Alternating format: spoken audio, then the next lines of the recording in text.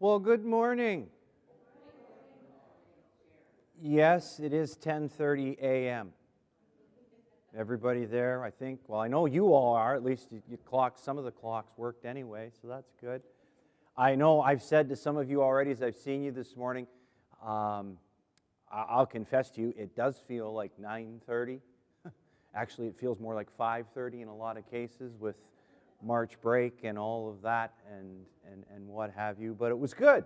And it was good to step away. I did, as I mentioned in our newsletter last week, I was involved with some ministry activities as it related to you as a church family, and I was connecting with some of you in different ways throughout the week, but it was good just to kind of step back a little bit, and probably one of the neatest things that I got to take part in was Thursday night.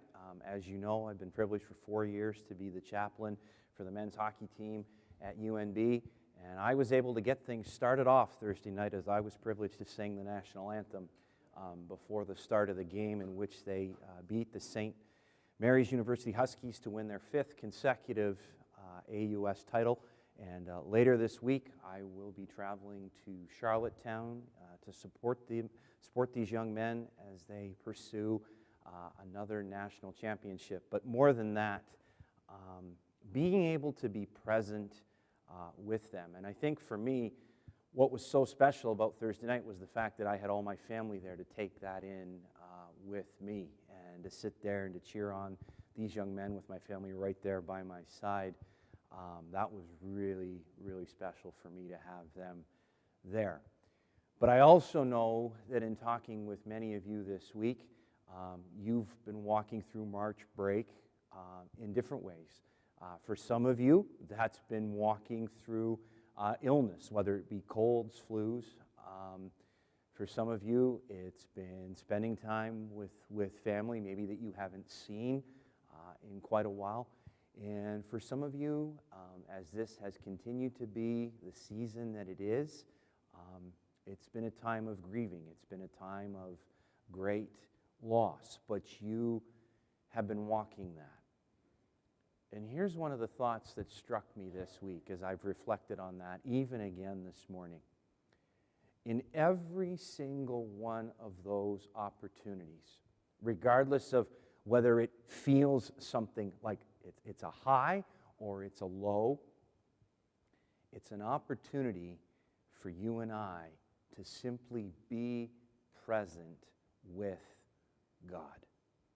And so as we begin our time together, and those of you joining us from your homes, those of you joining us online, I want to invite you to participate in this exercise, this contemplative prayer as we begin our time together. Let me ask you this. Can anybody here quote for me Psalm 46:10? Go ahead, just say it out loud. Did everybody hear it? Lois, can you say that a little bit louder, please? Be still and know that I am God. Okay, can we say that together? 1, 2, 3. Be still and know that I am God. I want us to focus on that phrase for just a few moments together, just to collect our thoughts through what has been another week of life for us. And so before I say that phrase again, I just want to invite you, just right where you're at, just to sit quietly, collect your thoughts, take in a deep breath. Can you feel, is there any tension maybe there in your body? You're like, ugh.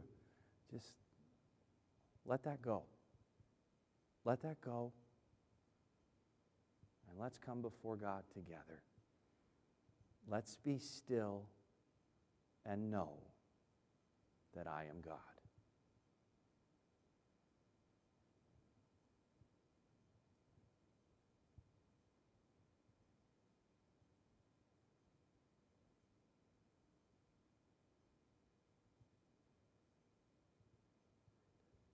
Be still and know.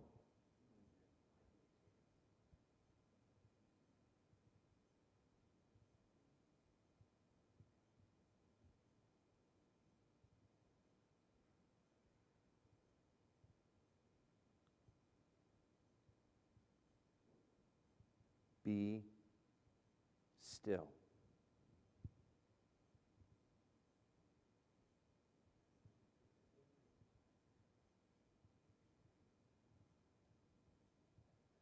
Be.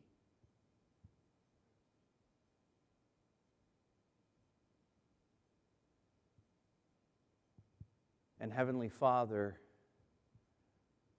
that being, help us to come back to that calling, even in these moments together today. Not to try and to do anything, to be overly active, to be thinking about all that lies ahead in the days to come, but to be present with you, right here and right now. To set aside all that's happening in life and to know that you are God. And Father, would this be the foundation that we truly build our lives upon today? May your Spirit come and speak to us just now.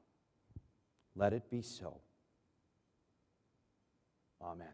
Would you stand with us as we sing that together? Build my life. And as we sing this, may that be exactly what we do. Would we build our lives on a firm foundation? And it would help if like I said, I am a bit asleep this morning. We're going to sing that one, but a little bit later. Let's try that again, shall we? This is where I miss Aaron, see? He keeps me on track. Yes, indeed, he is worthy of every song. Yes, worthy of every song we could ever sing.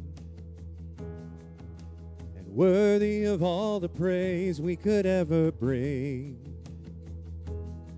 Yes, worthy of every breath we could ever breathe. We live for you. Jesus the name. Oh, Jesus the name above every other name. Oh, Jesus the only one who could ever save. Yes, worthy of every breath we could ever breathe. We live for you. Oh, we live for you. As we sing holy, for there is no one like you. There is none beside you.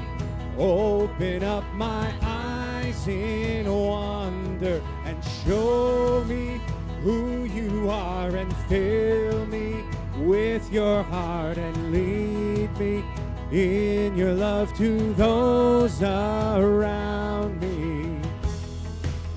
Worthy of every song we could ever sing. Yes, worthy of all the praise we could ever bring. He is worthy of every breath we could ever breathe. We live for you. We live for you.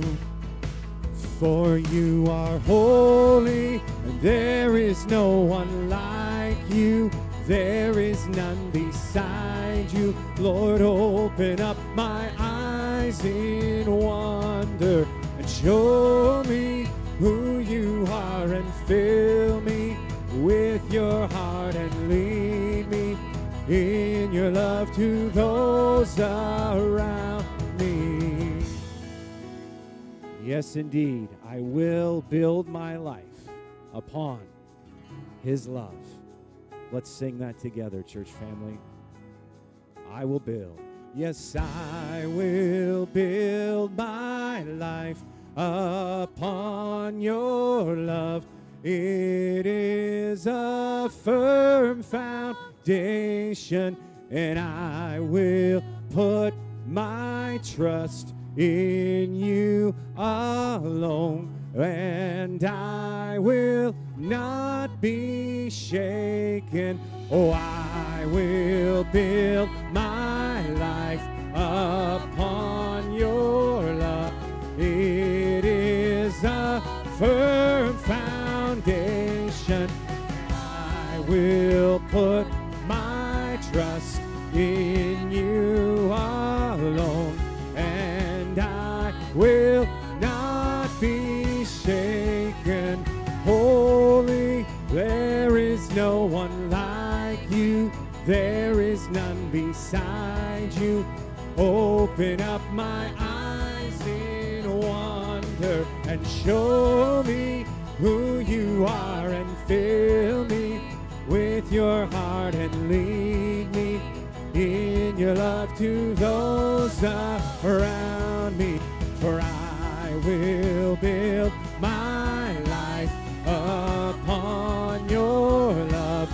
It is a firm foundation, and I will put my trust in you alone, and I will not be shaken.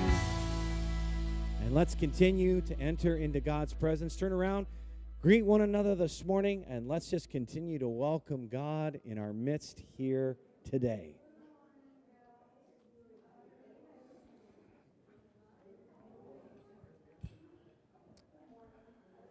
It certainly is good to see all of you, to welcome you all in as we've gathered in today.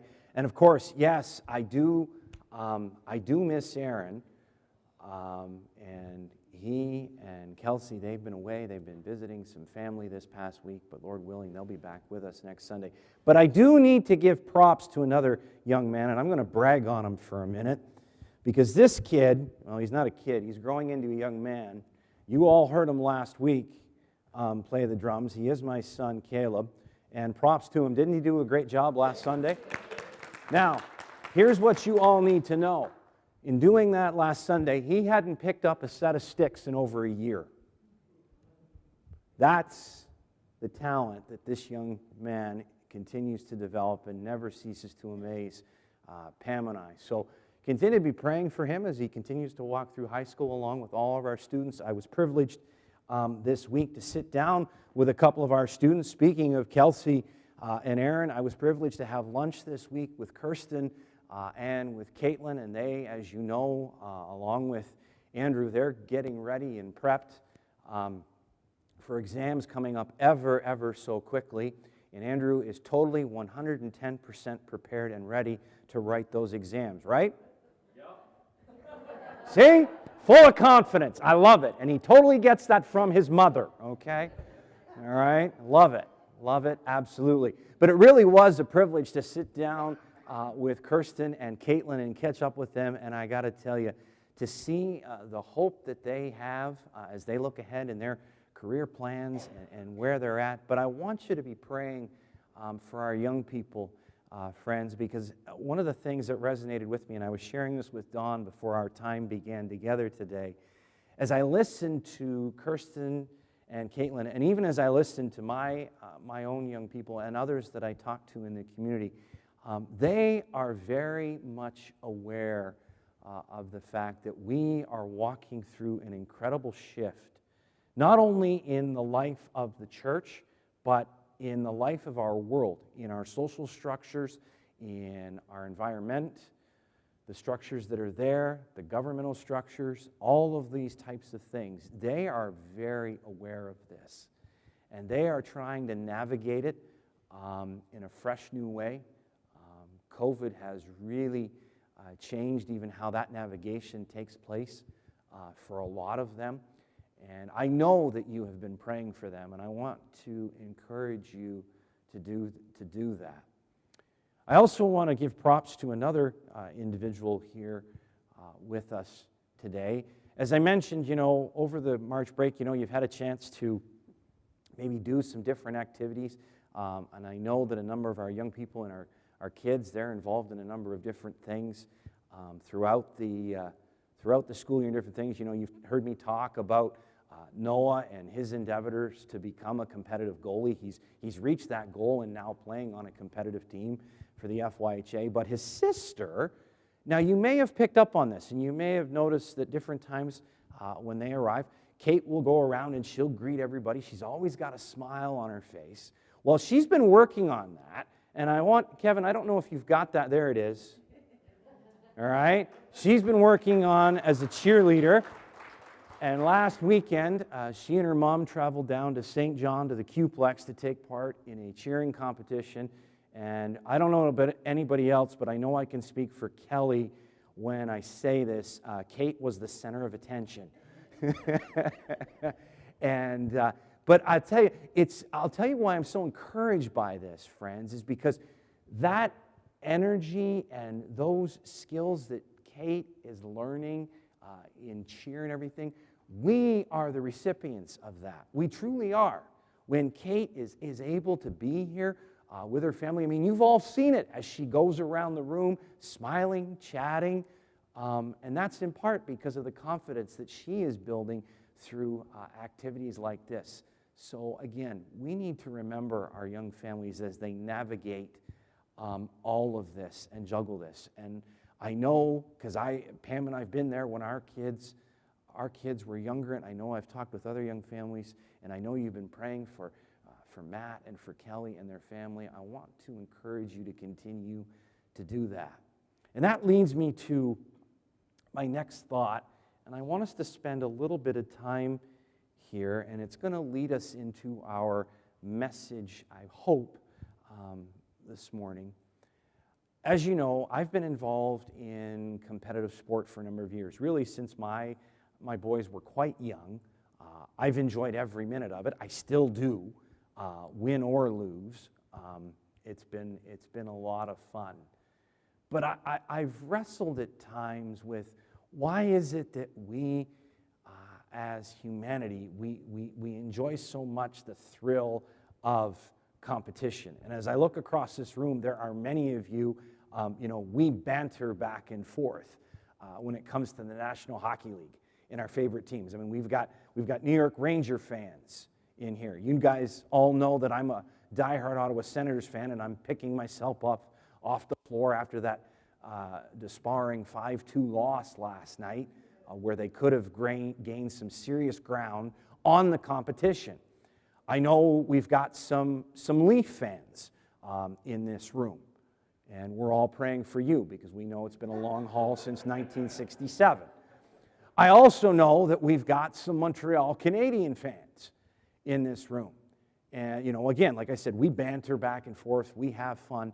But why is that? What is it about that spirit of competition that drives us, whether we are the ones that are actually competing on some form of a team, or maybe cheering on our favorite team and just getting absolutely taken in and even lost in the game that we're viewing or literally being a part of. And I just want to read this for you. These are just some thoughts that came to me earlier this week, and to be honest with you, it's something I'm still trying to literally flesh out in real time, but I really think it for me, it's part of what I've been walking as we've been walking through this revelation of Jesus the Christ as recorded by John, and to come back to this idea that I really zeroed in on last week, that the conquering has already been done. So here it is. In competition, are we striving for something we cannot obtain? Or is what we are striving to obtain, has that already been achieved? If it has already been achieved, why then do we keep striving for it? We are human. Humanity has limits. Does humanity accept that? Or do we keep pushing the boundaries of those limits? And as we push those boundaries, what are we discovering? To try and unpack these questions, it's important to distinguish the human existence in the physical realm and the spiritual realm. The physical realm is a time and space humanity can control, manipulate for its own purpose. What is that purpose? The answer to that question is central to humanity moving beyond the physical realm and being present in and with the spiritual realm. To answer the question of purpose, humanity has a choice. In making the choice, humanity needs to understand the difference between love and evil. Evil will force you to make a choice. Love gives you the freedom to choose. Thank you for that, Lois. This is why the message of the cross is hard to grasp. It displays the weaknesses of the one being crucified, and yet this is the way God, that is, one present in both physical and spiritual realms, fulfilled purpose. The purpose of giving oneself for the other. Humanity's purpose is giving of oneself for the other. By doing so in the physical realm allows humanity to be present in communion with the spiritual realm where God, that is, love, capital L, is present in its simplest form. For you, for me, to experience and also express to others who are broken. Humanity's limits may not allow for the full understanding of the hope of the cross, but acknowledging one's limits, that is, acknowledging I am human, is letting go and letting God be in control. This is God, and this is hope. You see, friends, one of the things we've been discovering as we've been walking through these chapters in Revelation is there's this struggle to be in control. Think back to just last week in Revelation 13. Both the second and the first beast. What are they wanting to have? Control. Ultimate power. And yet, the conquering has already been done. It's already taken place. And as we're going to see in the coming weeks leading up to Easter, we'll be reminded yet again who is ultimately in control. And as you've heard me say, friends, 1,000 times over, there is our hope. It's not in something, but in someone. And I shared these thoughts with Lois earlier this week, and I appreciate how she summed it up all in one sentence when she said, we, that is humanity, we think it depends on us. But friends, there's nothing you can do, there's nothing I can do. It's already been done.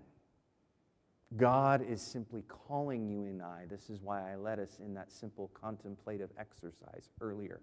He's calling us to be still and know that He is God. To take that time to wrestle with the fact that we do have limits in and of ourselves. Let me take you for a moment, and Kevin is going to put these words on the screen, I believe, for us in a moment. Because I think Paul speaks to this in 1 Corinthians. Let me read this to you. I'm beginning at verse 18, where Paul says, the message of the cross is foolish to those who are headed for destruction. But we who are being saved know it is the very power of God. As the Scriptures say, I will destroy the wisdom of the wise and discard the intelligence of the intelligent. So, where does this leave the philosophers, the scholars, and the world's brilliant debaters? God has made the wisdom of this world look foolish. Since God, in His wisdom, saw to it that the world would never know Him through human wisdom, He has used our foolish preaching to save those who believe. It is foolish to the Jews who ask for signs from heaven, and it is foolish to the Greeks who seek human wisdom. So when we preach that Christ was crucified, the Jews are offended, and the Gentiles say it's all nonsense. But to those called by God to salvation, both Jews and Gentiles, Christ is the power of God and the wisdom of God. This foolish plan of God is wiser than the wisest of human plans, and God's weakness is stronger than the greatest of human strength. Remember, dear brothers and sisters, that few of you were wise in the world's eyes or powerful or wealthy when God called you. Instead, God chose things the world considers foolish in order to shame those who think they are wise. And He chose things that are powerless to shame those who are powerful. God chose things despised by the world, things counted as nothing at all, and used them to bring nothing that what the world considers important. As a result, no one can ever boast in the presence of God. God has united you with Christ Jesus. For our benefit, God made Him to be wisdom itself. God made us right. Christ made us right with God. He made us pure and holy, and He freed us from sin. Therefore, as the Scriptures say, if you want to boast, boast only about the Lord. Friends, if I was to try and summarize everything that we've been talking about since the beginning of 2022, when we began in Matthew chapter 1, looking at the genealogy of Jesus, I appreciate so much these words of Paul, because there are just certain things that in our human limits we can't fully grasp, and they might seem foolish. And when we see God come in with a crucified Christ, and we say, how is this even possible? In the words of Rich Velotis, it's to know that in those days, the Christ crucified, as He rested, the world was being renewed. The world was being restored to be ready for an incredible resurrection. There, friends, is our hope. And so, as we're going to sing, hopefully if I hit the right button in a moment, and we ask the question, is He worthy? Yes, He is.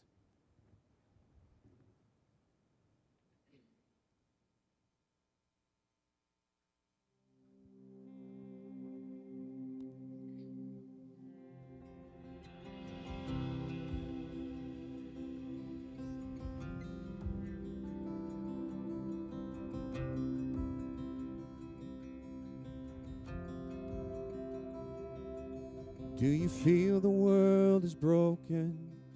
We do. Do you feel the shadows deepen? We do. But do you know that all the dark won't stop the light from getting through? We do. Do you wish that you could see it all made new? We do.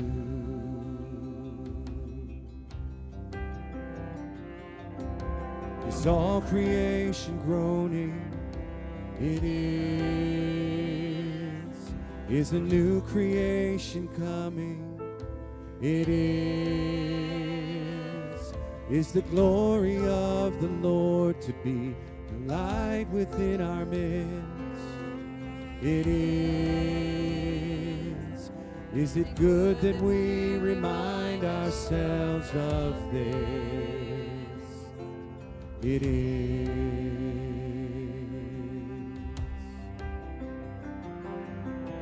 Is anyone worthy? Is anyone whole?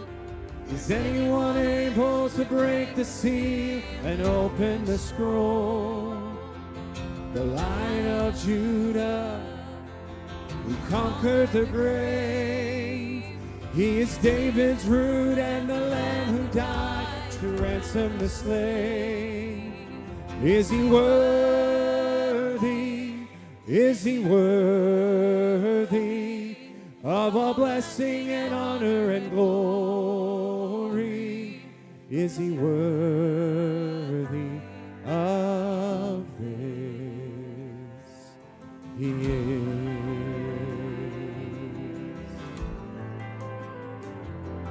And does the Father truly love us? He does. And does the Spirit move among us? He does. And is Jesus our Messiah hold forever those he loves? He does. And does our God intend to dwell again with us? He does. Stand and sing. Is anyone worthy? Is anyone whole? And is anyone able to break the seal and open the scroll? The Lion of Judah, who conquered the grave. He is David's root and the Lamb who died to ransom the slave. From every people and tribe, every nation and tongue, he has made us a kingdom and priests to God to reign with the Son. Is he worthy? Is he worthy of all blessing and honor and glory? Is he worthy? Is he worthy? Is he worthy of this?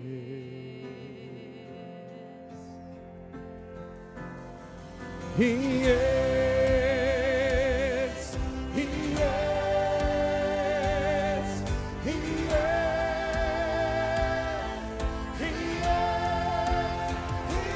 is. He is worthy of all blessing and honor and glory. He is worthy of this.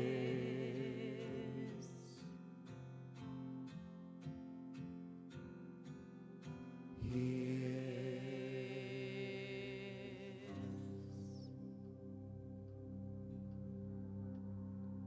Heavenly Father, you've just heard your people sing, He is worthy. In the midst of that, we've asked questions. And yet we stand here in full assurance, in full confidence that you are worthy. As we sing those words, we're mindful of what John saw as he recorded it for us in our English text in Revelation 4. Worthy is the Lamb, he is the Lion of Judah. There is only one, as we see in the later part of the letter, there is only one worthy of breaking the seal. As we read in Matthew, he is the root of David. And this is all by your divine plan. A plan that in human comprehension, it seems foolish. And yet out of it, out of that foolishness comes incredible, incredible love. And God, may it be that love that we even get just to grasp just even a little here today. Through the opportunities in life that we walk in week, whether they are highs, whether they are lows. And God, we think of those today that are walking through those lows. Even those that are gathered here just now. And truly and honestly, in and of themselves, asking, is he worthy? God, do you really love me?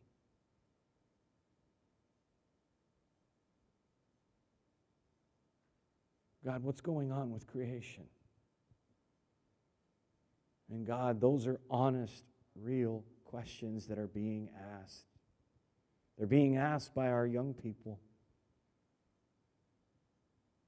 And God, for those of us that maybe have walked a few more years in this life, would you give us grace to simply listen to those young people when we hear those questions being asked? Not to offer a quick answer, not to offer a quick fix, but to simply listen in our own human limits, but listen out of the love that you have given to us so that we can be present for the other. God, show us that. Show us that way today, even as we enter into conversation just now. Would your Spirit continue to speak, we pray. Amen. You may be seated. Kids, you can be dismissed. You're going to continue in conversation around that foolish idea of the cross, and trust that you'll continue to ask those questions, friends, because that's exactly what we're going to do right now. I'm going to put myself on a limb. I don't really have a timer set here as I look at my clock, and yes, it does say 11:06, okay? It doesn't say 10:06, so don't worry. I'm not going to keep you here for another 84 minutes. Well, we'll see what God decides to do, but in theory, I'm going to keep you here for about another 25 or so, but really, that's just going to depend on all of us. I'm going to go out on a bit of a limb here. I don't really have a structured notes or anything in front of me. I half-chuckingly, in a laughing manner, said to Lois on her way in as I met her coming in, I said, do you want to grab a mic this morning? She chuckled.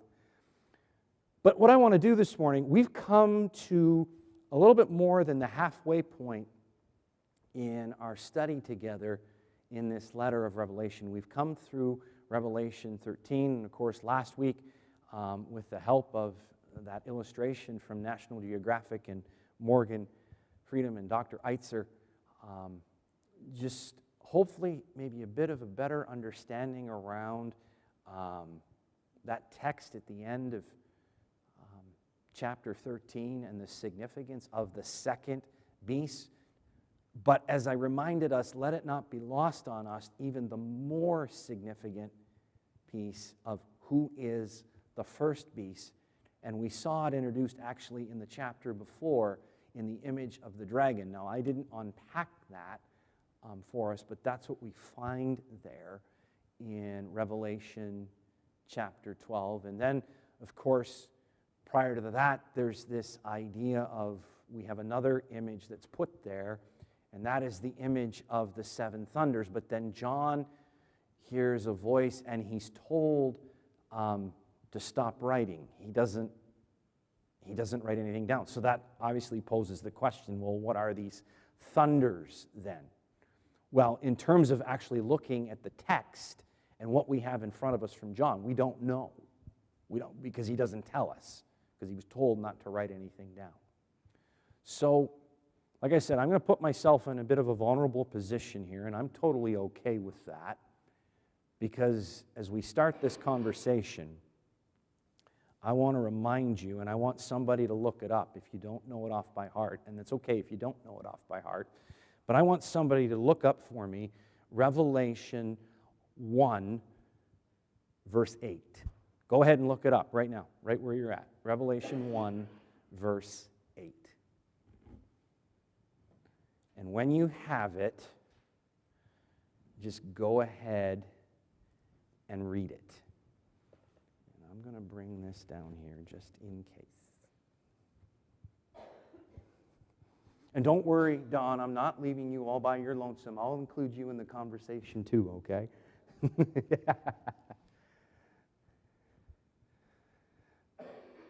All right, Revelation 1, verse 8. Now, Kevin was gracious enough to already put it up there. So somebody on the screen, somebody read it out. Go. I am the Alpha and the Omega, the beginning and the end, says the Lord God. I am the one who is, who always was, and who is still to come, the Almighty One. Do not forget this, okay? This is so important for the rest of this letter. Who is, who was, and who is to come. You see, we have been introduced to the great I am. One of the pieces that we're going to unpack with you in the coming week, and I neglected to mention this earlier, so I'll do it now. I've been trying to keep you updated on where we are with the revisions for the Constitution that we're going to present to you as a church family. Lord willing, we're going to be able to present that document to you within the next month. We're putting some final pieces together with respect to some of the policies. In fact, be praying for our leadership team as they meet this week, just to kind of review it. And then over the next few weeks, we're going to get that into your hands and give you an opportunity to review that. But one of the significant pieces that you're going to find in there has to do with this idea of spiritual formation. And that is to say this, that you and I, as we continue to walk this incredible shift, like the conversation I had with Caitlin and Kirsten earlier this week, not just within the church, but within our world, with all the structures, within all the systems that we're seeing that are broken, that are breaking down, that are trying to be built back up.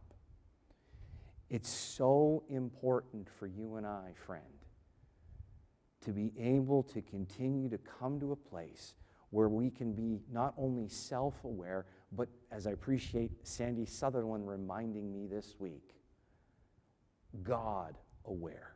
And that is in every place, every opportunity that you find ourselves in.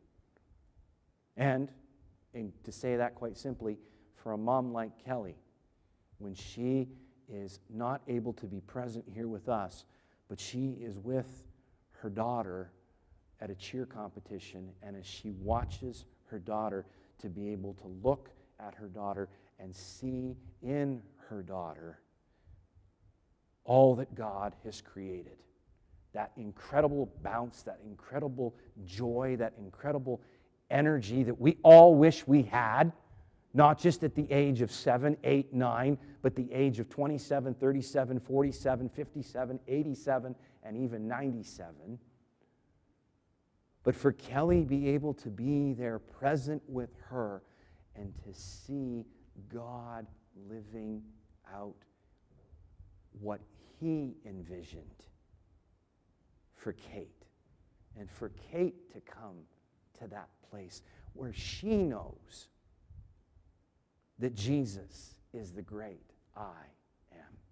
So with all the questions that we've had and we've been discussing, we need to come back to that spot, to recognize there that when John was wrestling with what he was seeing, remember, he heard a voice.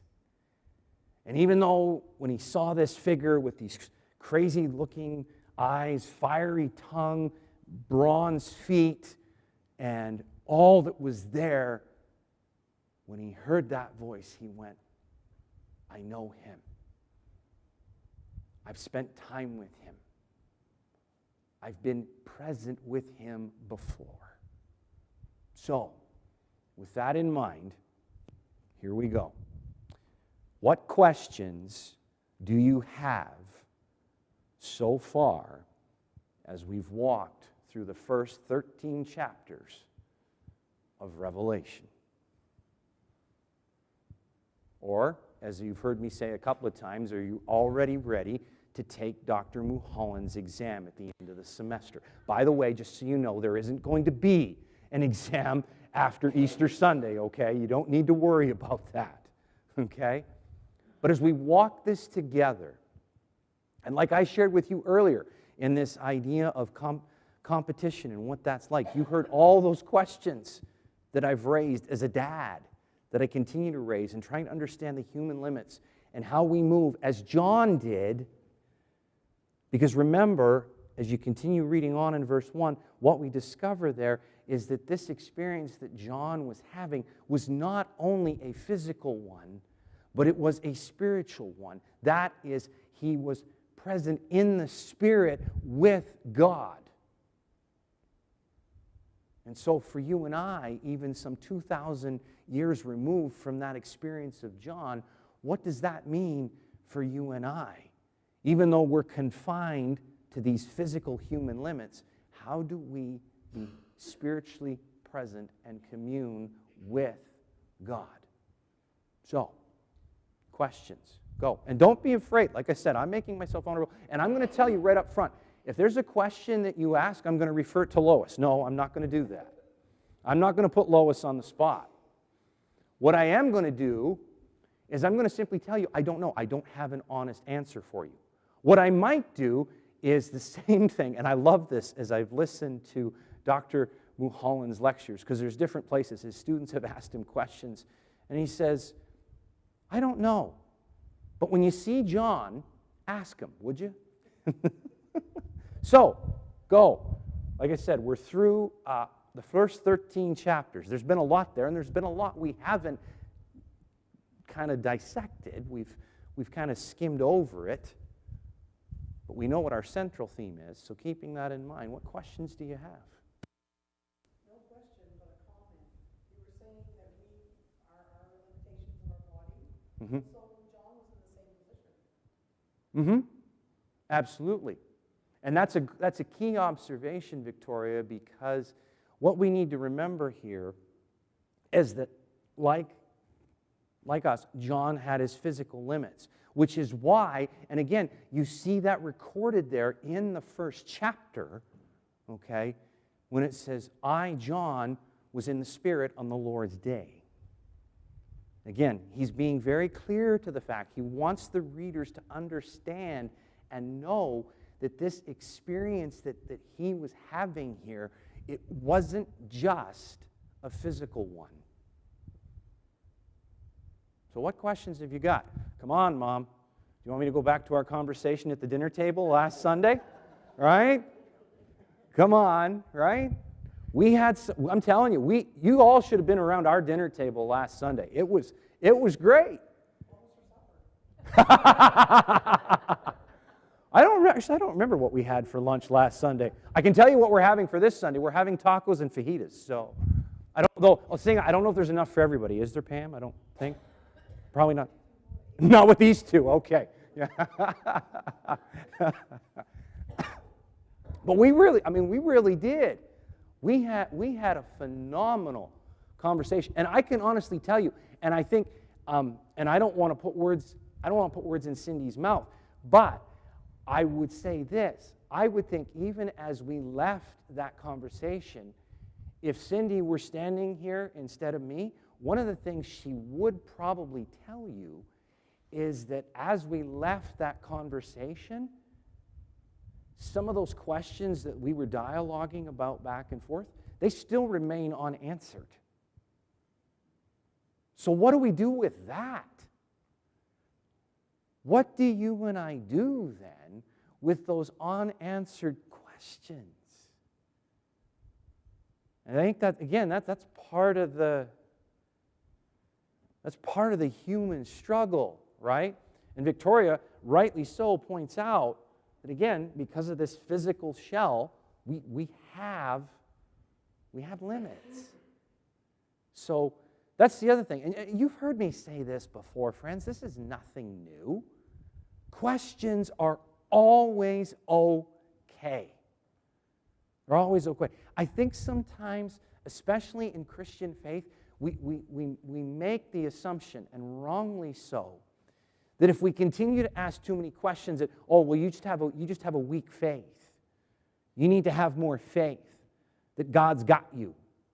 You need to stop asking so many questions. I think that's the wrong assumption, friends. I think God truly invites the questions. I mean, you think about probably the greatest question that Jesus ever asked when he was hanging on the cross. God, why have you forsaken me? Anybody want to take a stab at that in that moment, in that amount of physical agony and pain? And yet God let him ask the question, right? Sorry, I didn't mean to cut you off, Victoria, but just to say that. God let him ask the question. And that's okay, right? I think that's totally okay. So what were you going to say? I was just going to say that God didn't, he forsake him because he saw the sin, and God didn't sin. Again, you have this distinguishing factor here, right? We started talking about this a little bit last week. This distinguishing factor between love and evil, right? That separation. God is love. And when we, in our humanness, when we step out of or step away from that centeredness of God, we, in fact, in human form, we are the ones stepping away from love. It's not God. Come on. You got to have questions. Here's some. I guess it's probably a more simplistic but complicated question. Is maybe not necessarily directed to the first 13 chapters, but just the entire book of Revelation. And how, I don't know how to articulate this, so bear with me. Yeah, that's okay. So, generation after generation of Christians before us have, come to this, and it's like, this is what's to come. Mm-hmm. But it almost sounds like because there's like this great big war where it's like we know who's going to win. But it almost seems like that carrot that is dangling because every generation sees it as this is just around the corner. But I think sometimes it's hard to know what the purpose is of that particular one, where many of us are not even going to see that in our lifetime.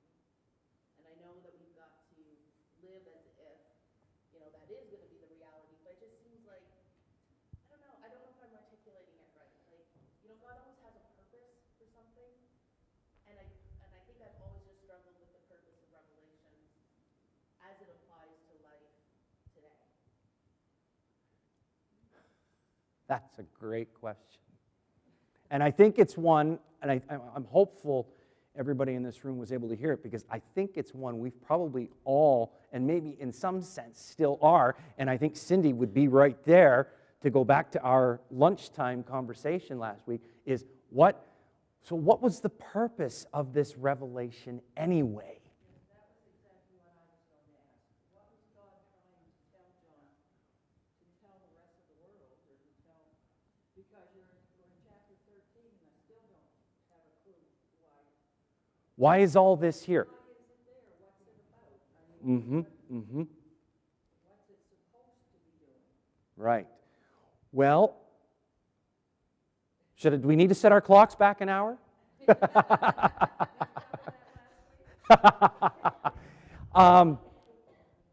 Let me first of all, let me go back and remind all of us the verse that Vicki read for us earlier, Revelation 1:8, right? Okay? Start there. Always. Okay? Now I'm going to try, and I don't know if I'll be able to fully answer Kelly's question, but I want to try and give some context to it. Okay? Start there. Okay? One of the faults that we have as humans is what are we really good at?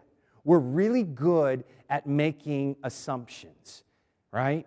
And we're really good at jumping to information and material that's puzzling us. And we want to try and grasp it. We want to try and get a hold of it. Like jump to Revelation 13 and what's the significance of this second beast or this number that's listed there, 666. And as we've seen through every generation, to use Revelation 13 as an example, every generation has struggled with that.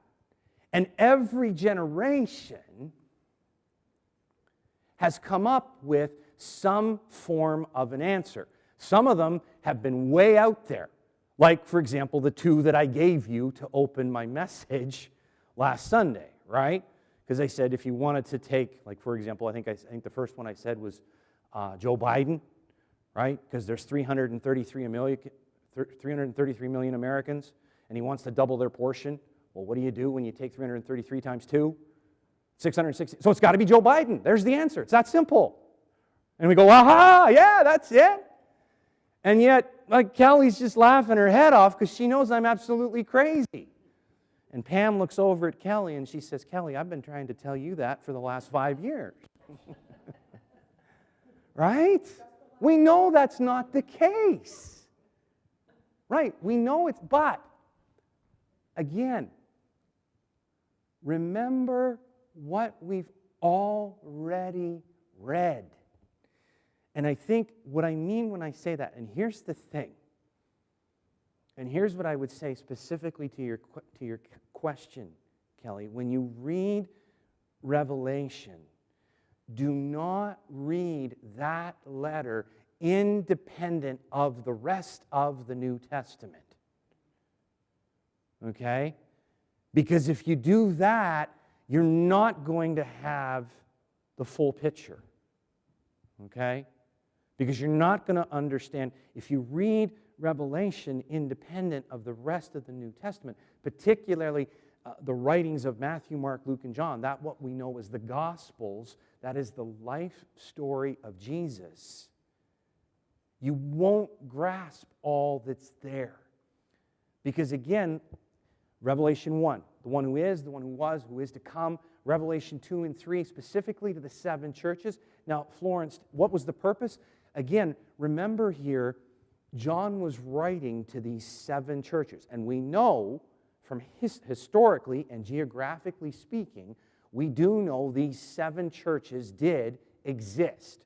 So we know that John was writing specifically to, and he had a message, right? And we looked through those, to each of these 7 churches.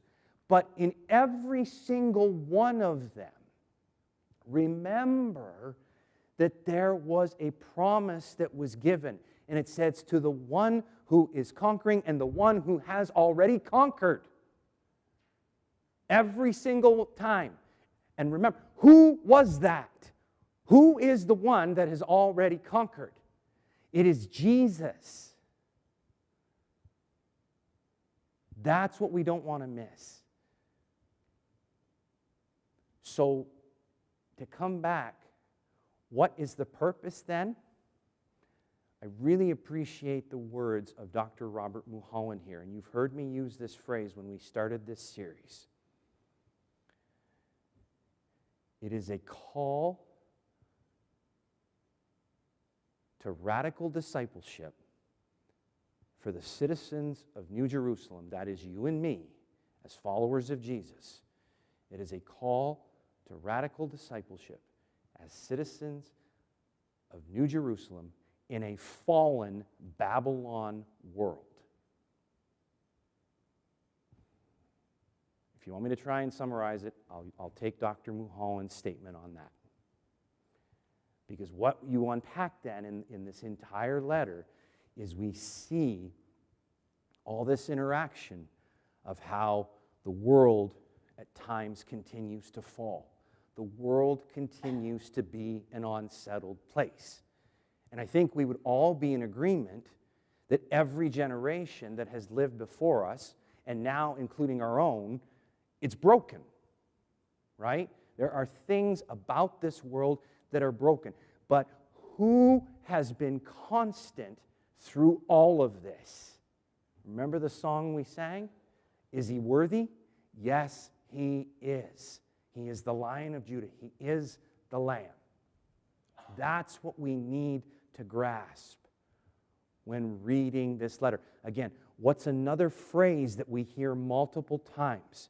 And Lois referenced it a few weeks ago in her message, and she also went back to Paul's words in the church at Ephesus to say, let those who have ears, let them hear.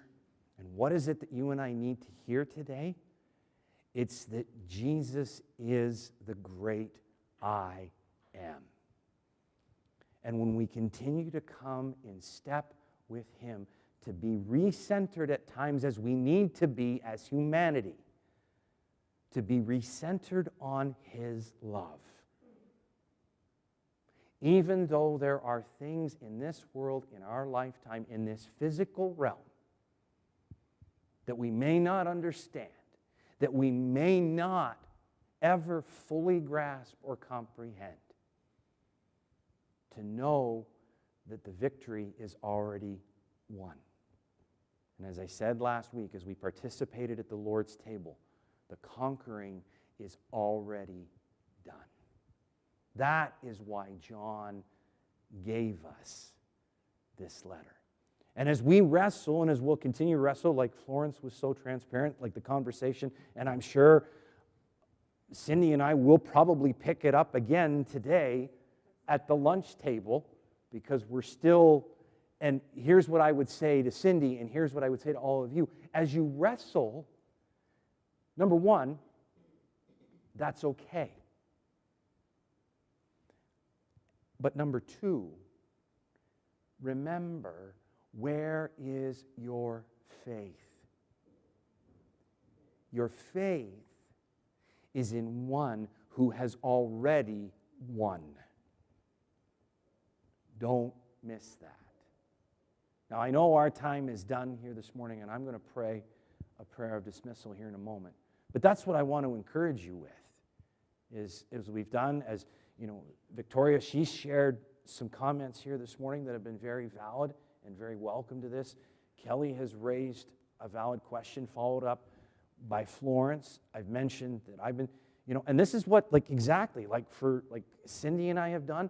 Sit around your lunch tables, but come back to Revelation 1:8. He who is, who was, and is to come. Don't miss that. Don't gloss over that. And when you get to a point, and maybe you're walking it through and you come to, maybe it's the 7 seals, you're going to go, I don't know. Or maybe it's the creatures and all these, how many eyes and the numbers and the 144,000. And you read through, like I said, when I challenged Lois, I said she didn't do a good enough job because she didn't unpack the 144,000. But yet you go through it, and if you read the 12 tribes as they are from the earth, Dan's missing. Huh? Well, that can't, wait a minute, John's made a mistake. That can't be right, because Dan, he's one of the original 12 sons of Jacob, so how come he's not listed? What? That's not right. What do we do with that? Would I even go so far as to say in other movements of the world, you realize that there are other movements of the world that for the 144,000, they genuinely believe that there are only going to be 144,000 who are able to forever be present with God, but yet in the world, in their belief system, right now in the world they have many millions, and yet out of that, so how do they know, even within their context, how do they know whether, well, I know I've got a few more million of my friends here that are, but only 140, so am I one of the 144,000? What do you do with that? Where did that number come from? Well, again, it's a multiple of 12, right? And we've learned from the first century Jewish pool of imagery, 12 is a number of totality. Right? 12 tribes of Israel. Okay?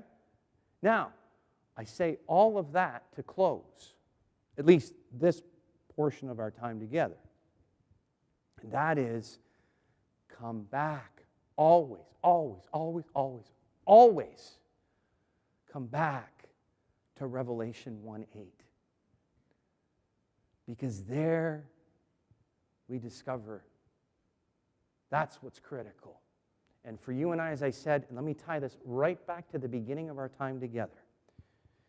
The heart of spiritual formation for you and I as human beings, as we become self-conscious and self-aware of God's presence in our midst, it's for you and I to be able to say, I am not the I am. Let's pray. God, this conversation has been so good. And I so appreciate the openness and the thoughts of those that have gathered here, whether they've spoken out publicly, out loud, or even as they've been thinking and sitting here and listening in. God, it's good for us to do that in the limits of our human flesh. Because hopefully, God, what it does for us is it reminds us that that's how much you love us. That you were willing to come in human form and be present among and with us. God, help us to never lose sight of that. Especially in times when it seems like all we have is questions. And it seems like we can't even begin to articulate answers to those questions. To know that there is an answer. And it is Jesus the Christ, the great I am. And so, God, as we go from this place, as we continue to have conversations around our tables, may you be the center of them, in the midst of them, with us, that we may continue to know your love. Let it be so. Amen. You are dismissed. Have a wonderful, wonderful week, and we'll continue in this conversation together. God bless.